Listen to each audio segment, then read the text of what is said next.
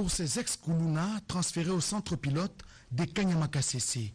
Ces désormais bâtisseurs ont appris plusieurs métiers. Les uns sont devenus maçons, les autres menuisiers, d'autres encore chauffeurs mécaniciens ou agriculteurs.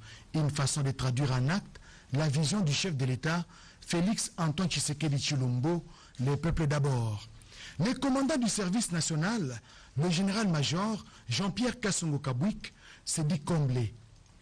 Notre objectif, pendant qu'ils sont en formation, l'objectif immédiat, c'est qu'avec ces jeunes, nous sommes capables de fabriquer 1000 bancs scolaires par mois.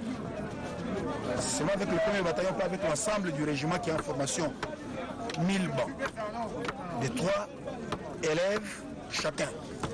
Quand vous faites les calculs, vous vous rendez compte que les 1000 bancs, c'est pour scolariser 3000 élèves. Si on va faire 2 gonds, 3000 élèves dans les avant-midi, 3000 élèves dans les après-midi, donc avec les 1000 bancs que nous fabriquons par mois, nous sommes en mesure de scolariser 6000 élèves. Les plus heureux de tous, ce sont ces bâtisseurs complètement transformés et reconvertis en citoyens capables de contribuer au développement de leur pays.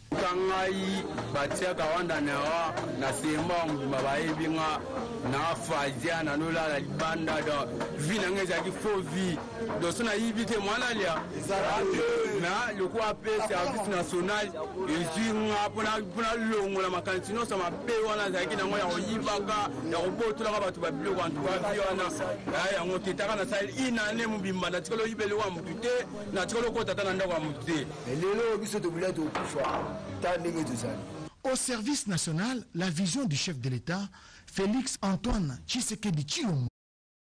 Ces avoirs criminels devraient être retracés et récupérés. Des revenus financiers illégaux de par le monde est une véritable gangrène.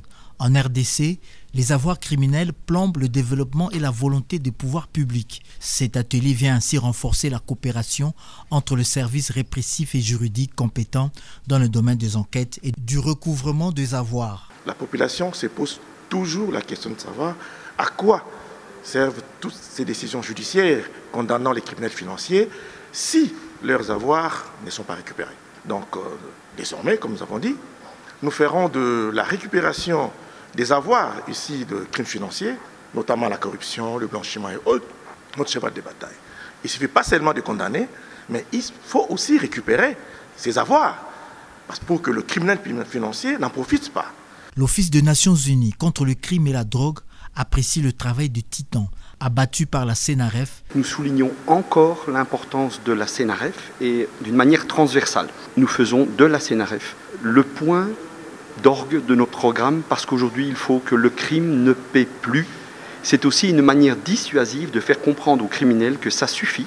Et nous félicitons vraiment la CNRF pour le rôle actif dans la lutte contre le blanchiment d'argent et le financement du terrorisme et dans la mise en œuvre de plans d'action. Cet atelier va déboucher sur une stratégie globale de recouvrement des avoirs criminels et de poursuivre des biens qui sont des produits du crime.